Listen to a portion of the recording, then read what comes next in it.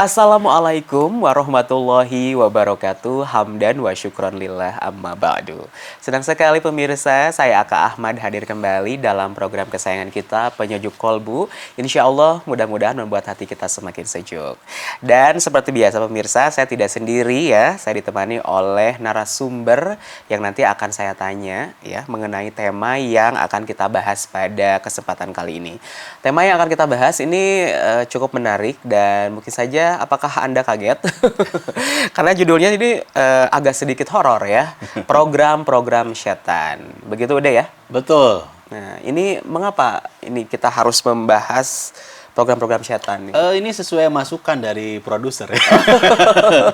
Atau Ingin juga membahas tentang setan. Karena begini juga nih pemirsa, karena banyak sekali fenomena di zaman sekarang nih udah ya. Apa itu? Banyak judul-judul film yang mengangkat tema keagamaan, tapi ada unsur setannya gitu.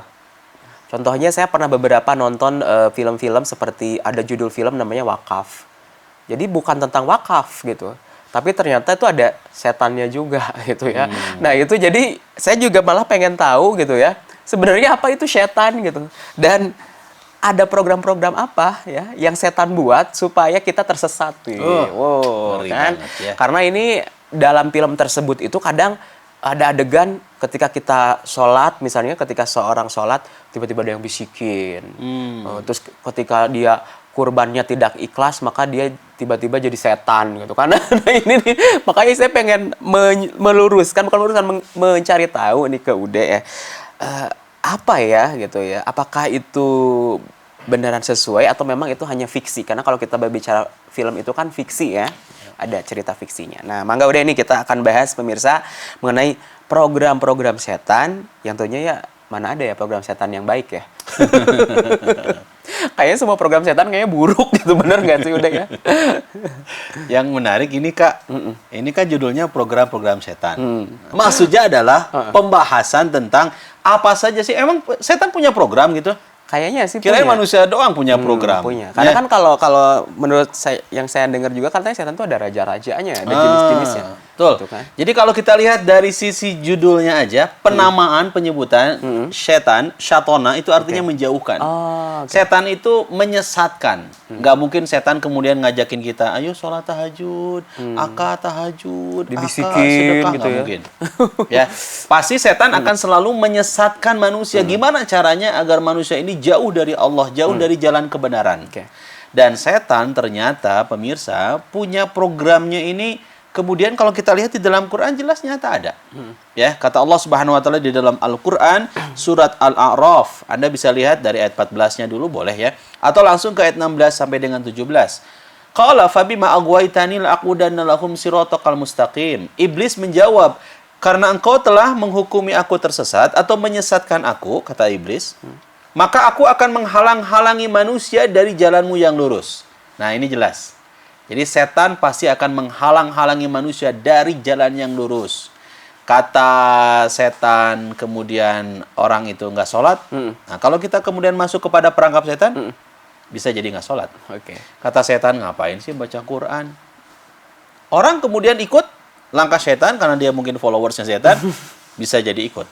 Tetapi kalau orang-orang yang imannya kuat, punya nilai keikhlasan yang mantap, kecintaan yang kuat kepada Allah, sehebat, sekuat apapun bujukan, rayuan dari setan, maka dia tidak akan menjadi pengikutnya setan. Dan di ayat 17, Allah Subhanahu wa taala sebutkan, ini jelas sekali ini ada bocoran nih. Oke. Tsumma la'atiyannahum min baini aydihim. Setan akan menggoda kita dari arah depan. Waduh. Wa min khalfihim dari arah belakang. Wa an aymanihim dari arah kanan. Wa an syama'ilihim. Dan setan, ini setan bukan. Dan setan akan menggoda kita dari arah kiri. Depan, belakang, kanan, kiri. Aduh. Wala tajidu aktsaruhum syakirin. Dan kemudian engkau tidak akan mendapati kebanyakan manusia bersyukur. Ini ngeri banget setan tuh. Jadi ada 4 program berarti. Jadi memang dia ada, kita tuh kayak istilahnya dikelilingin ya. Kiri, kanan, depan, belakang Iya, tuh pasti betul. dibisik-bisikin gitu ya. Betul. Jadi 4 langkah, Oke. 4 strategi, 4 program. Wah, nih programnya ada 4 setan. ya, luar 4. biasa.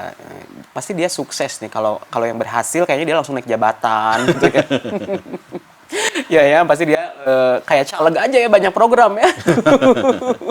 Bukan, maksudnya ya bukan caleg seperti setan, tapi maksudnya ada program kan. Kalau biasanya kita caleg itu ada program kan. Nah, ternyata setan juga ada programnya. Makanya kita jangan kalah sama setan ya. Kalau kita punya program, misalkan ya programnya dalam sebulan hatam Al-Quran, Masya Allah. Program kebaikan yang Program harus kebaikan. dimiliki, iya. Nah, oke nih, tadi ada 4 nih ya. Berarti 4. apa aja tuh yang pertama? Yang pertama, setan itu akan menggoda kita dari arah depan. Kata Ibnu Abbas, apa sih yang dimaksud dengan setan menggoda dari depan? Usyakikuhum fi akhiratihim. Jadi setan akan memberikan keraguan-raguan kepada kita tentang hari akhir. Jadi iman yang benar, mukmin yang benar, mukmin yang sejati itu pasti mengimani adanya hari akhir ya. Oke. Iman kepada hari akhir. Kita setelah hidup di dunia ini kan ada kehidupan lagi. Betul. Ya, ini kehidupan akhirat. Orang yang mukminnya sejati adalah sekecil apapun kebaikan yang dilakukan, pasti ada balasan. Balasannya nanti di akhir. Di akhirat. Sekecil apapun kemaksiatan, keburukan yang dia lakukan, ada balasan. Sekecil apapun kebaikan juga ada balasan. Kita yakin adanya hari akhir ya. Ada kehidupan setelah kematian. Nah, setan itu hebatnya dia, bagaimana caranya agar orang nggak yakin, ragu-ragu setelah kematian apakah ada lagi kehidupan? Apakah setelah dunia ada lagi akhirat? Nah, itu setan menanamkan demikian. Maka kalau ada keraguan-raguan, surga neraka itu ada nggak sih? Nah, gitu. Hari pembalasan itu ada nggak sih? Hari kiamat itu ada nggak sih? Nah, kalau sudah mulai ada pertanyaan, ada nggak sih? Ada nggak sih? Kamu nanya. Kamu bertanya-tanya. Maka dia sudah masuk pada perangkap setan, yaitu memunculkan keraguan-raguan. Oke. Itu Jadi, program pertama. Jadi itu dari arah depan, dia akan membisikkan kepada kita jangan percaya yang namanya kehidupan setelah kematian, gitu ya Betul. kali ya. Bahkan ada satu judul lagu, pernah tahu nggak udah ini? Apa itu? Jika surga dan neraka tak pernah ada. Tentang apa itu lagunya? Lagu Krisya deh sama Gigi kalau nggak salah. Jadi jika surga dan neraka tak pernah ada, ya kan? Masihkah kau gitu kan? Ingat kepadanya. Jadi kalau tidak ada surga dan neraka, kira-kira manusia tuh masih bisa beribadah atau ingat kepada Allah nggak gitu?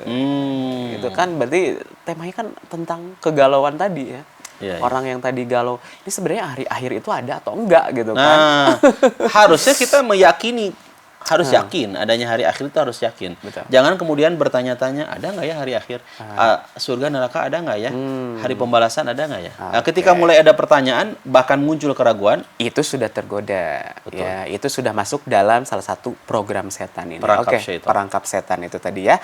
Baik pemirsa, kita akan lanjutkan kembali ini pembahasan yang sangat menarik tentang program-program setan yang pastinya menyesatkan. Tentunya setelah jeda pariwara berikut ini.